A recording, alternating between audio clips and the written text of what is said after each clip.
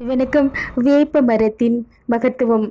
உலகில் பல நாடுகள் வேப்ப மரம் தங்கள் மண்ணில் வளராதா என்று ஏங்குகின்றனர். இதன் தாவரவியல் பெயர் அசாதிராச்சா இண்டிகா.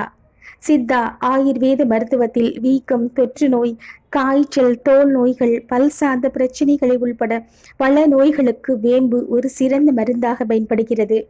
கடும் வெயிலால் ஏற்படும் பித்த பாதிப்புகளை தணித்து உடலை குளிர்விக்கும் இயல்பை கொண்டது. வெயில் காலத்தில் வேனில் கொப்பளங்கள், அம்மை கட்டிகள் வராமல் இருக்க வேப்பிலை குளியல் அருமருந்து. தோலை மென்மையாக்கும் தன்மை வேம்புக்கு உண்டு என்பதால் இது ஆயுர்வேத மருத்துவத்தில் தோலின் ராணி என அழைக்கப்படுகிறது. வேப்பங்குச்சி கொண்டு பல் துளக்கி வாயில் உள்ள கிருமிகளை நீக்கலாம்.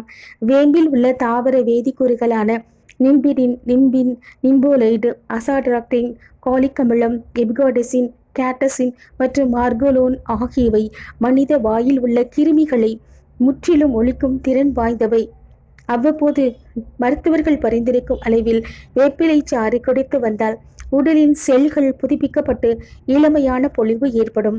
சில வாரங்களுக்கு காலையில் வேப்பம் கொழுந்தை மென்று சாப்பிடுவதால் இரத்த சர்க்கரையின் உயர்வை கட்டுப்படுத்த முடியும் என ஆய்வுகளும் தெரிவிக்கின்றன.